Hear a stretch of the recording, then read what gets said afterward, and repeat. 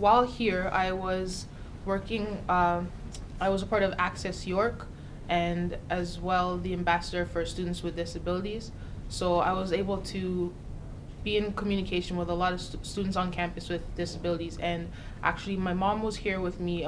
She would take notes for me in classes. And when we used to talk to students on campus, we saw that they were enduring a lot of financial troubles and hardships. And my mom and I decided to do some research as to scholarships out there that were specifically for students with physical disabilities, because there are other scholarships out there if you have other types of disabilities, but there weren't a lot for physical disabilities.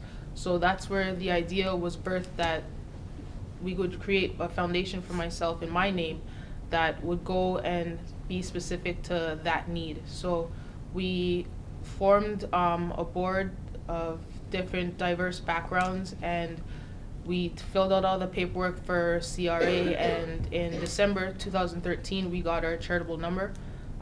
The president for the foundation is actually Mr. Robert Tiffin, and he used to be the vice president of students here at York. And just through my volunteering background, he would come to some of the events that I would host in my community, where I was personally giving of my own money scholarships already to students with disabilities. And he was on board for the idea of the foundation, and he came and he joined us, and he's now the president of the foundation. And so far, we've been doing very well. In our first 2 years, we've given out over 10 scholarships, and the students, the feedback we get from the students is that it's a very big help, and there's a very big need for this type of scholarship out there, so it's doing very well so far. I've been writing, right now I'm a master's student at York. I'm in education, and currently I'm actually focused my studies on children's literature and writing children's books and how illustrations work with text, which is greatly informing my own writing. I've started writing children's books back when I was little, so I've always done that. I've always drawn, I've always wrote stories, and I kept doing that, but I kept doing it for personal reasons, and I would do it for school projects, assignments, and I would write books. And it wasn't until my first year of education, concurrent education here at York, that I submitted a book for a project, and the professor gave it back to me, and she said, "I want a signed copy when you publish." And I thought, okay, well, that's something I could probably do. And just the year before this, I actually did a summer company program with the Ontario government, which was a great opportunity.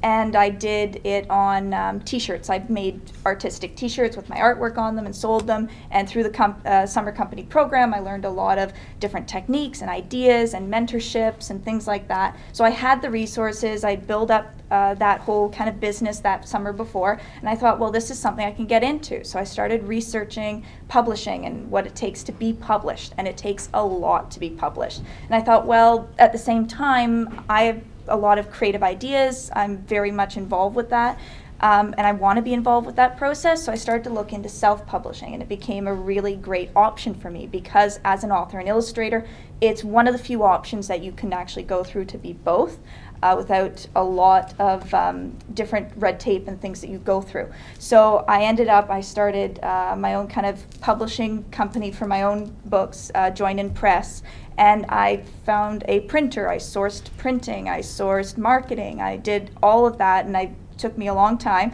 And just very recently, since that time up to now, which was about 4 years, because I started when at second year university, and basically from that time, I found a lot has gone into ebooks and e-publishing. So I've started to slow down on producing books and start to kind of relook at how my business model is and how people are accessing children's books and where that's coming from.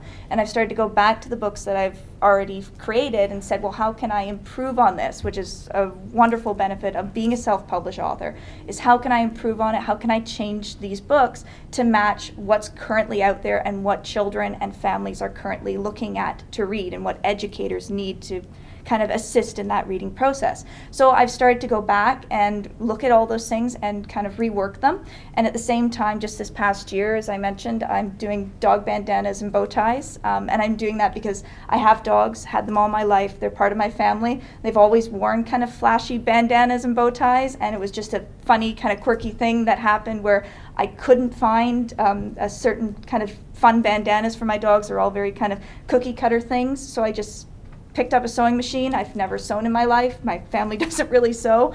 And so I just thought, I'm going to sew. I'm going to figure out how to do this.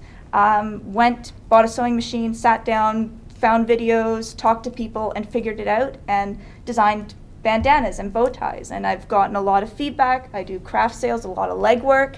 And both of the things I do, it's because I really love them. And it's a part-time job. That's what I do. I'm still a master's student, so I'm very busy with that and doing a big assignment and papers. But at the same time, it's a way I can creatively kind of draw on and put my creativity into something that I love and building a business. My career path actually starts way back. So I started my first company when I was 15, and it was really driven by my desire to do something in e-commerce. And this was when I was in Sri Lanka. So I'm a student in Sri Lanka and I wanted to do e-commerce. Realized that I couldn't actually do it without certain prerequisites. And one of them was there were no payment gateways, so there was no way for someone to pay with a credit card. But somehow managed to convince a bank to work with me to start a payment gateway, and happened to be the first payment gateway in the country and happened to be the first customer. So for the longest time, I had as a student, I had the only e-commerce venture and also the only customer for the sole payment gateway in the country. And that gave me tremendous exposure into how to carry out business, learn through the ropes. And more importantly, as a 15-year-old, as a teenager, you can make a lot of mistakes and blame it on your age, right? So I think that you get a lot of leeway when you're younger. And then afterwards, at the same time, I kind of crossed over to your side of the pond, where I operated one of the largest fan fiction websites on the planet. So I grew that to scale up until the moment that I came to Canada as an international student, and to York particularly. And when I did so, I kind of had to phase out some of the things that I'd done in Sri Lanka. So in Canada, I was still very entrepreneurial. I still wanted to do something. And one of the things that I did here was I started mobile advertising. So I wanted to start a company that did mobile advertising in Canada because no one was doing it, and I understood the potential of the space. But this was before the iPhone, before we had smartphones. So we barely had a good BlackBerry, and we had Java J2ME phones, Java phones, like the Razor.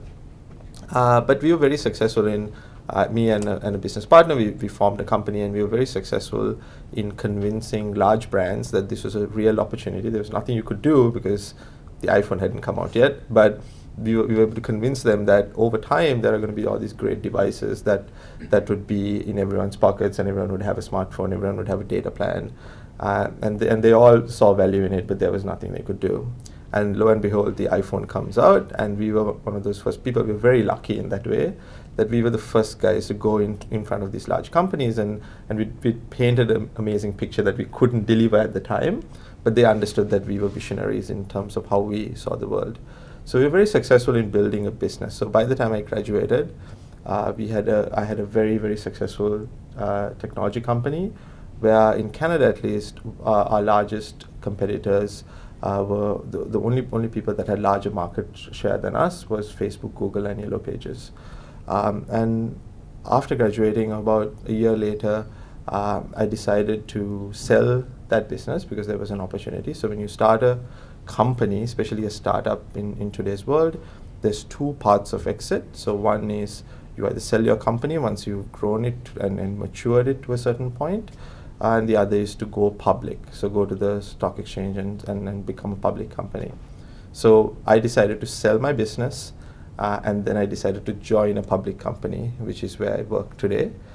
So I decided I wanted both sides of the experience, and today I help fund other entrepreneurs. I run mentorship for new entrepreneurs, and hopefully I'll have another shot at doing another startup in my lifetime. Those of you that don't, Ultimate Frisbee is a sport that comprises of some of the fundamentals of the games that we know best. Soccer, football, basketball. You throw in a Frisbee and you have a sport called Ultimate Frisbee, or what we call Ultimate for short. So know this in this story. So in my third year, I came up with an idea for Ultimate Frisbee gloves, and I wanted to do a startup given my interest in business and entrepreneurship. And I chose to do Frisbee gloves because of two reasons. One, like we really, the current glove that was out there at the time and still sells now was very inadequate for high competitive level needs. And second is because I actually played it for 6 years at the time, so I knew the sport best, which made it a perfect opportunity to jump in, especially given the high growth of Ultimate Frisbee now and the potential that it has in the future. So, but I was a psychology student and I had no idea where to start. So the first thing I did was actually, of course, wanted to learn about entrepreneurship. And so I went on to the York U course selection website, and I started looking for Shula courses that I could jump into. And I found one on entrepreneurship and new tech ventures. It was a fourth year class. So, this is an MBA class. So I organized my winter schedule in a way where I would have that free slot, and I snuck in the first two classes, and then I got caught, and that really sucked. But the professor was kind enough to actually allow me to exceptionally enroll into her undergraduate class, and we got permission from Lasand and Schulich and the professor herself. And there I was, sitting in the class with a bunch of Lasand students, actually. So in that class, as I was learning entrepreneurship, I was also trying to design a glove, and I don't come from any designing background. And so like there was a point where I just literally got a piece of paper, drew out my hand, and then drew an M on it, and that was going to be my first glove. And then I went more into it as the class taught me more things, like, well, what's going to make your product different? What's going to make your product basically soar? I started incorporating different things into the glove, like a towel thumb, padding to help brace or fall, no wrist strap. And then about a year into it, I finally had what we would call a market ready sample, and then I got a loan from Futurepreneur, and I placed the order, and I launched the business last year in February. Along the way, I also attended the Technion Entrepreneurship program that was gracefully given to me as an opportunity by Lasand.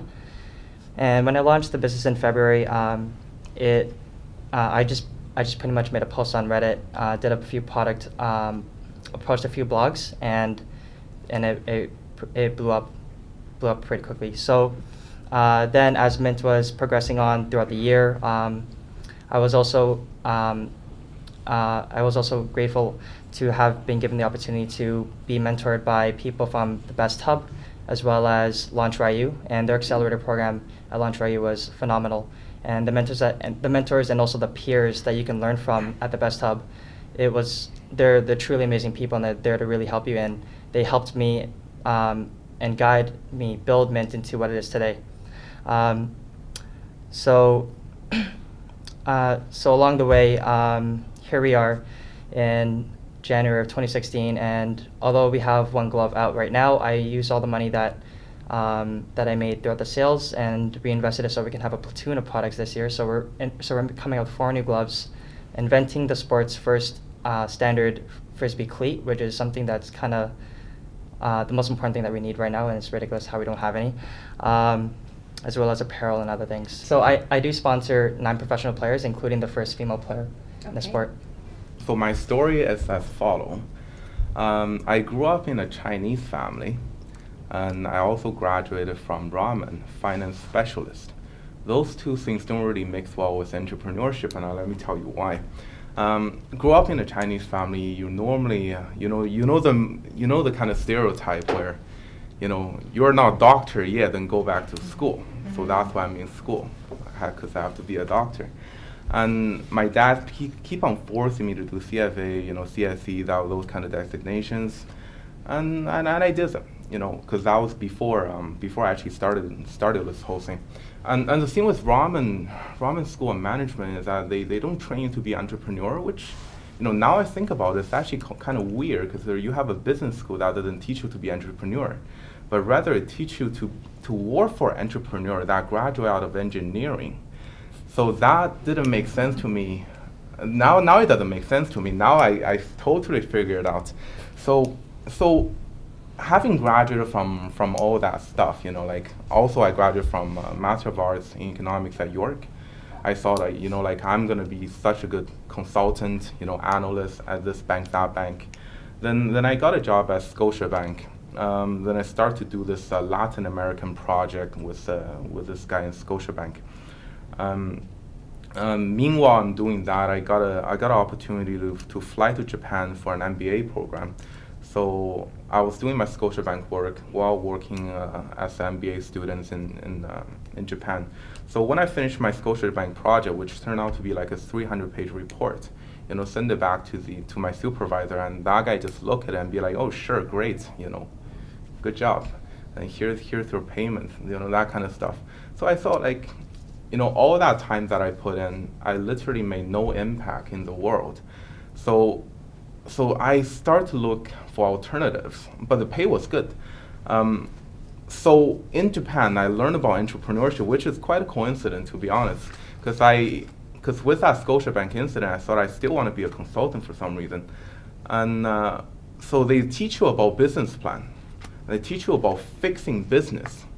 Then I thought, oh, this is interesting. I can really benefit from this.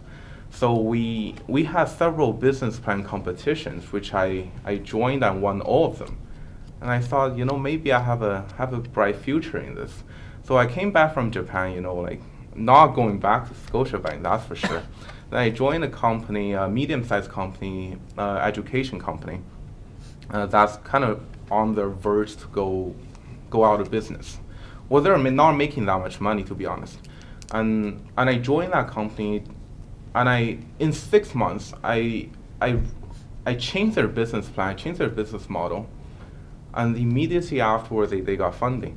So that's what I thought, this is so much better impact than what I was doing before. So, never mind being an analyst, never mind being this and that, I want to be entrepreneur from now on. So I went to one of those startup career fairs. I'm looking for, startups that I want to join in. Fortunately, I did find Nvest. At that time, it was founded by 2 other people. So I convinced them that I'm a good fit and hired me as a co-founder. Then we started working on this project. So my strengths started to come into play again, which is kind of changing business plan. The CEO originally didn't like it very much, but later on they saw the impact that I'm making. The CEO actually stepped down and kind of turned the whole company to me and asked me to run it. So that's how I ended as a co-founder and CEO at Nvest, and that's my story. Yes, how did I approach them? It was it's a lot more casual than you think, given how new Ultimate Frisbee really is. First, I would email the teams, and sometimes their pro teams managers wouldn't really get back to me. So I got pretty fed up with it, and I just looked for them on Facebook, and I just messaged them. And then we became good friends. Mm-hmm. So when I joined the business, my co-founder had already started something very small inside York, actually. So he's a York alumni too. He had gotten $500 when he started from Pepsi, from a York partnership, where he was doing a calendar inside York, and he was going from place to place, finding people to place advertisements on this calendar. And they had slowly moved this on into a magazine, for a college magazine called Campus X. And when I joined, so they were primarily a company that was doing print advertising. So they were doing one magazine, this thing called Campus X, once a quarter. So when I joined, we saw he was very forward thinking. So we connected immediately that doing calendars and doing magazines is not the way forward, that we wanted to leapfrog all the way towards something digital. It was a very tumultuous pathway because you're taking an existing business, but maybe like 3 people in the business. We had to cut corners a lot. At this point in time, again, Canada's startup ecosystem is basically either you have a lot of money and you start a business in Canada, or you move to Silicon Valley and you do something there, right? So those are the only 2 options. So we had to be cash flow positive from day one. And again, I think we were just really good salespeople, and we would always pre-sell to a certain extent something we wanted to build, we didn't have. We wouldn't clearly communicate this to the customer, but we were extremely confident that we could build it if they bought it, right? So this happened probably over and over and over again, until the point where we actually had an amazing product and we could actually go to people and say, hey, this is what we have now. So I think it was a lot of decks, learning how to sell, learning how to open doors in large companies when you're basically nobody. And then we got to a point where we could raise money if we wanted to. And by this time, we probably had about 8 people in the company. And a lot of these people are working for us below market pricing because they were really passionate about what we were doing. They could join a much more established company but be in a much more static role, or they could join us and be someone who's just taking calls one day and be the director of operations the next day because they happen to be the most experienced person in the company, right? So there was a lot of mobility within the company that we created.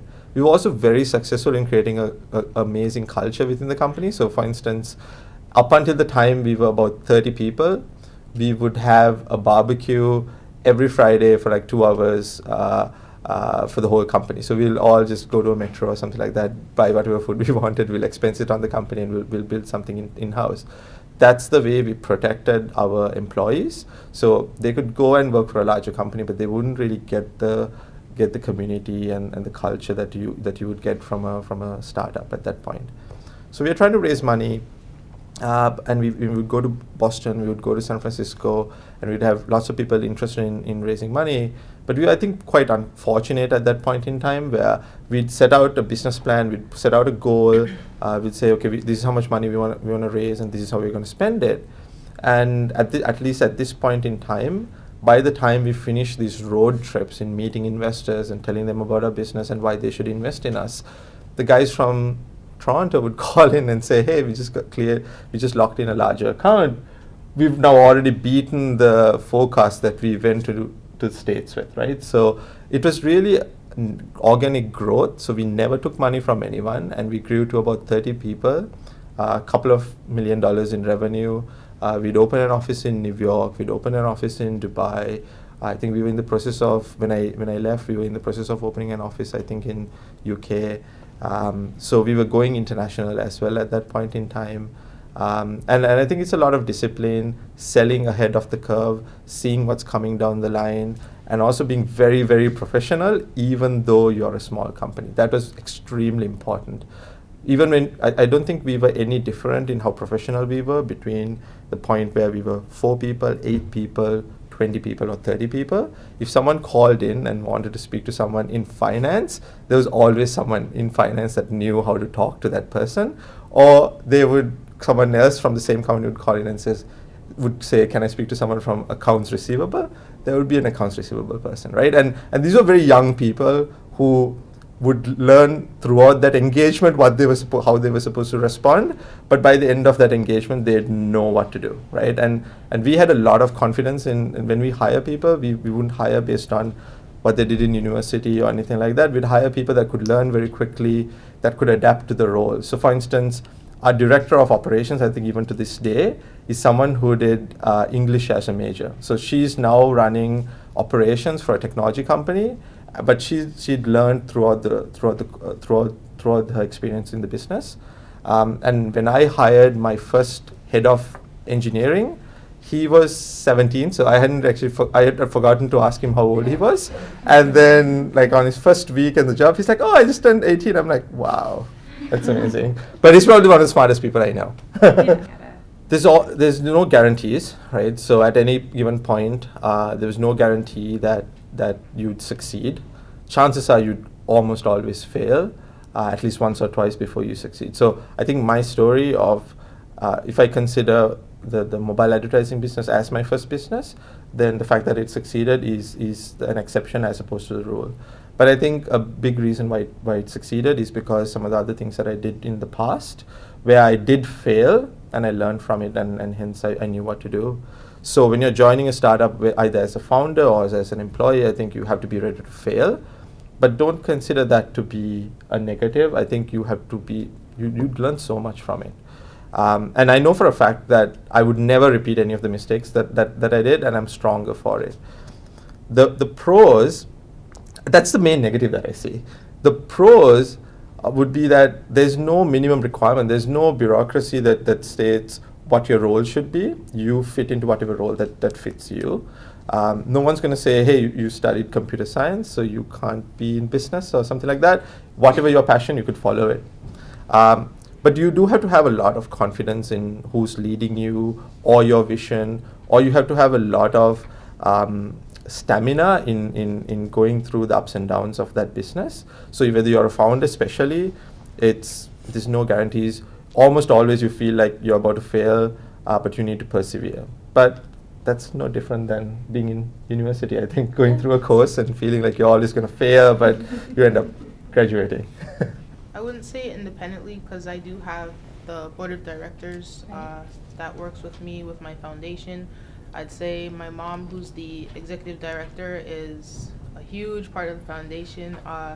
She helps a lot with when we're doing the fundraising and trying to gain the funds to actually give out the scholarships. I do get a lot of help as well from my other board of directors, but sometimes we do find it hard. Some people find it hard to ask people for money, but that's the whole point of what this scholarship fund is. We need the funds in order to give them out, so we need to be able to go out and ask big companies or ask different other foundations that actually give grants and stuff like that. So it's a lot of teamwork, because it's a lot easier when everyone's working together, but it does fall a lot on my mom, myself, and the president. But so far it's been working well, but now that we've expanded to all of Ontario, we need a lot more help in going out and getting the funds. Because I self-publish, it's a lot to do with myself, and the challenge is that you're everything all at once. So in self-publishing, you are creating the product. So you're writing, you're illustrating, you are marketing it, you're figuring out, is it marketable, what changes have to be made, you're editing, you're looking for ways to sell, and you're doing everything. At the same time, you are working with people, and you have to find good connections. So you have to find people who are good editors, or who can actually read your stuff and say, look, this needs to be edited, or this is the way it goes. I'm very lucky, kind of like what you were saying, my parents have been very involved. My mom, she was a teacher, and she recently retired, but when she was teaching, I would go into her class with my books, and I'd read them to her students and go, okay, see what their response is, and I'd have other teachers do the same. So I think when you are very singular in terms of business, it's finding good people to aid you along the way, and who can support you. And I've got a really good family friend, he's a writer, and he's more than willing to read over things. And people I've met in my master's class especially have been great, and professors I've met have been very, very supportive. And in my dog business, it's the same thing. I'm very solo, very singular in what I do, but it's finding good connections of other businesses, other small craft vendors and craft businesses when you go to the sales, who are more than willing to assist you, and who buy from you and you buy from them, and you kind of help each other out in promotion and kind of give each other feedback, or say, hey, I sell a similar product, let's team up. And so you find, as you navigate through it as a solo kind of an entrepreneur in that sense, you find good supports and good people to assist you along the way. How I see this risk and challenge thing, it really depends on how old you are. For me, I do have a family. I need to support the mortgage that I have. Therefore, it's a little bit riskier for me, because if the startup doesn't work out, which happens quite a bit, then I have to start making money, because I need to, I need to pay off those mortgages.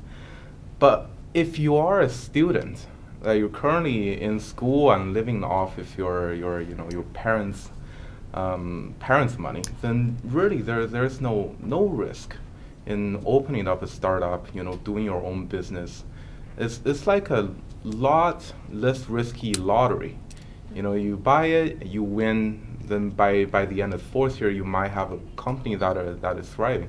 So to me, I feel like every student should really go out there, do a startup. If it doesn't work out, then be a consultant, be an analyst. Like do whatever else you want. I mean, really think about it. There's no risk. There's no risk involved if you want to do this as a student, right? You're giving up playtime. You party a little bit less, but look at the upside that you're getting, right? So that's how I see the risk and reward. And really, if you fail, like what he's saying, those are also benefits as well, because you need to learn what doesn't work in order to get to what works. With the platform that I'm building, it's a lot of trial and error. You're not going to get the final product right away. You're going to keep on trying, keep on hitting that brick wall until one day you break it. And you turn out to be like Andrew, sleep overnight and turn out to be viral. It's just like that. It's sometimes very magical. So I encourage everyone, really go out there, starting today, grab the person to your right-hand side and start a business. It's not a good way to start a business, but it's... it's better than not starting. Yeah, exactly. Get a really good co-founder. That's what I'm saying. When you're starting a business, well, the way I first started it was in order to be kind of give myself a basis, I created a publishing company under which I published my book. So it was Join In Press. I created a name, I registered it. I did everything that you had to do for a business, a sole proprietorship business, and that's how I started it out. And I sourced everything like any kind of publisher would do, and I had my own physical printer, and I went through all the processes. And it was more upfront cost because you are doing that and you're funding it all and you're funding books, but at the same time I was very lucky. I had a really good printer that would print as I needed on demand, which is better than having boxes of thousands of books sitting in your garage trying to figure out how to sell them. So I started with that. I had a name so that when I did the inside cover of the book, it was authentic and it was really where all my books kind of were under this one umbrella. So as you can see, a Scholastic book is under an umbrella and, Penguin is under another umbrella. So that's how all the smaller publishing houses start. They're kind of geared towards that. So that's how I started with it. So now I'm going back to that process that I did, and I'm looking at it again and saying, okay, now with e-publishing, with things like Create Space through Amazon, which is a really, really good option, and others like them. There's more than Create Space out there, depending on the books you're selling or the quality you're looking for, where you're looking to sell. I'm reevaluating how I've designed that, and I want to keep my Join In Press name, and I want to keep that up, but I'm reevaluating with that new lens. And in terms of publishing for others, that's something that I think I would look at in the future, and I'm going to see, because I wanted to test the market with my books and see how can this go and how far can I reach it and how much traction does it get with other people. And then, eventually that's something definitely. I've actually been contacted by a few people to illustrate their books for them, and they're going through the self-publishing route. And so it's something that it's kind of coming as I go along this journey through self-publishing. But it's definitely doable. And it depends, especially online printing now, you don't have as much upfront cost. It's print on demand. A lot of these productions now where you sell as soon as a person buys, you print. So it's less of upfront cost, so it's less daunting in that sense. And with a lot of social media and ways of advertising, the cost is lesser than it was even prior to when I first started publishing books. So it's changed over time, but it's definitely a doable thing as a startup. And as a self-published author, you have income tax, even if you do things through like Create Space or an online printing platform. So you are your own entity as a business, regardless of what route you go for printing books. So when I was 15, the reason why I started my first business was because I had this glorious dream of retiring when I was 35. So I put down a 20-year plan that was going to get me there. That doesn't really work out. So halfway through, and especially after I sold my business, the original plan didn't really make any sense anymore. I changed my mind. I reevaluated what I want to do in life. And then especially after I sold, I wanted to do something for society. And I think now what really drives me is I want to make a meaningful impact on a large group of people. And at least from my point of view, what I've decided is I want to at least try to get at least 10,000 people out of poverty in my lifetime, right? So I don't know how to do that directly, and I don't think it's one of those problems where you just throw money in it.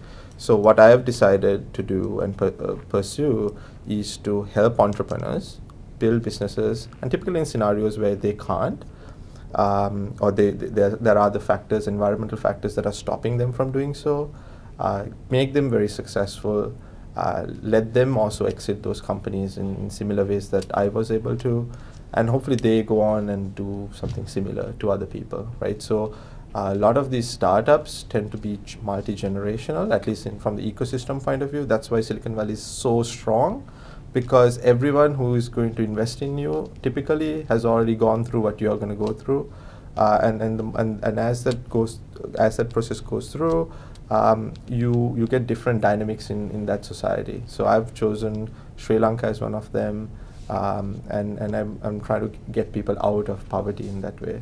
So I don't know whether you can be successful when your primary goal is to make money. I think that should be like a side benefit, but if you're getting in there to make money, but I think what ends up happening, at least from my experience, is that you realize how hard it is to make money from a startup, and the risk factors outweigh the rewards to a certain point, so you back off.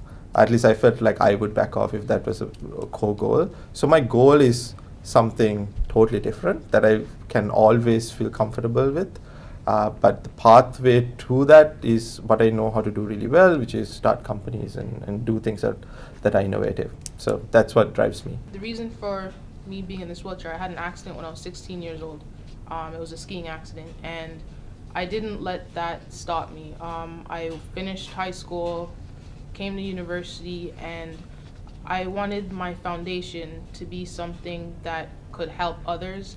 And my foundation is personal to me because I obviously have a physical disability, and I know the hardships that I went through trying to find scholarships to help me pursue my education. So in starting this foundation, I wanted to be that person or that foundation that could then go out and help other students that were in my situation, help them pursue their goals, because I didn't want them to give up just because they had a disability. I didn't want that to deter them in any way.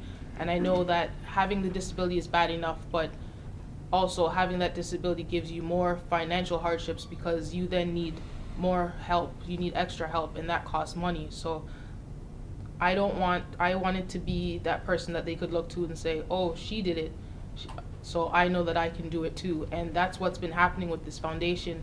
Just hearing the feedback from the students, they're my motivation not to give up, because I know that my foundation is doing something good in their lives.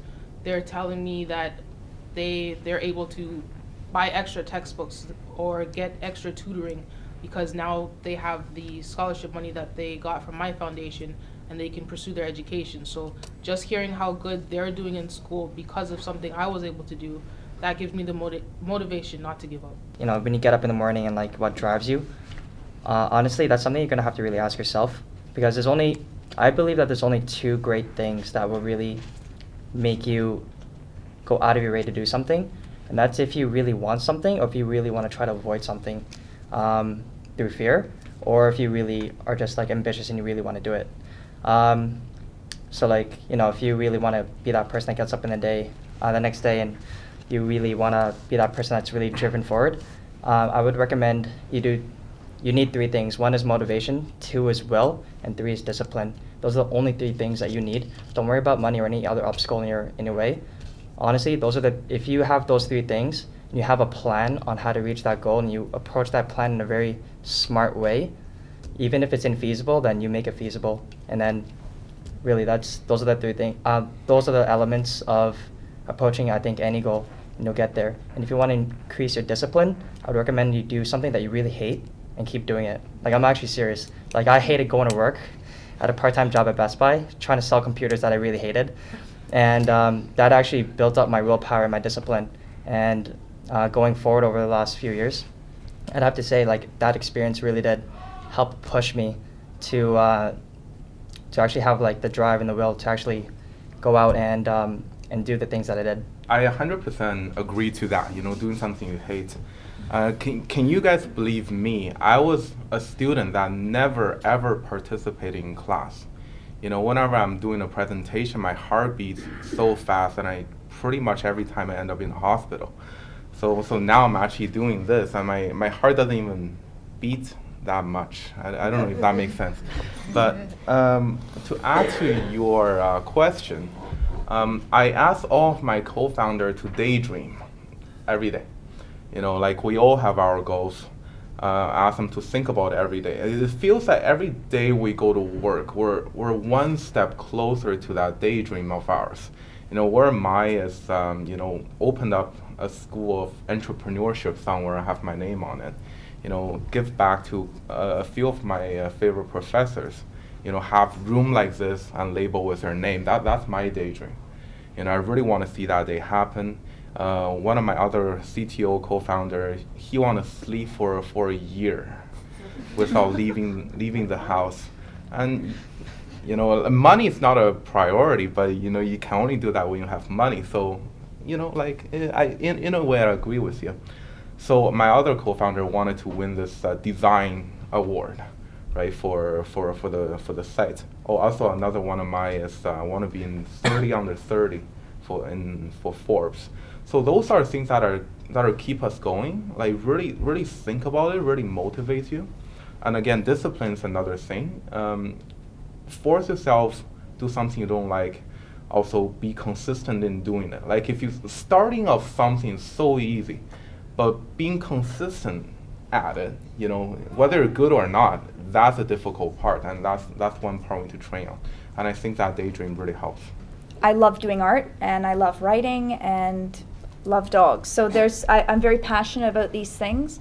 And so because I'm doing something I'm passionate about, if I hit a brick wall, if I go through something that is hard to get through, I find that because I'm so passionate about the overall thing that I'm doing, I overcome it. So if I'm finding it really challenging to write a certain story, or I have an idea and I just can't get to it, I'll put it down, I'll put it aside, I'll go do something else, I'll go make something else, I'll go draw, or I'll do something until I'm back at that, because I operate very creatively in that way. So for me, that creativity, and because I'm doing something I'm really passionate about, the overall love of it gets me through it. So if you wake up and you go, today I just don't want to do anything, that's it.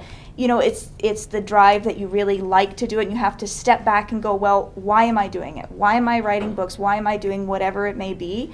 And kind of reset yourself and go, okay, this is why I like it. This is the list of things that I really do. And even if you have to sit there and list them in your head and go, okay, I like doing this because I love going to craft shows because I can talk to people about their dogs, and that's one thing I love. I love writing books because I get to read them to kids and I get to see their reaction. So, those things, they get you through. So you sometimes just have to step back and just take a moment to reset yourself. And that's, the passion will get you through it. So they actually found me. In a way, because while I was in school, I did 4 years of undergrad in ramen, pretty much learned nothing. I'm gonna straight out to the camera. I learned nothing. Sorry. And a professor named Kevin Wong started to notice me and give me a project, TA-ship. That lasted 4 months, and I'm gonna say this to the camera again. And that 4 months, I learned more in that 4 months than 4 years. I'm sorry again.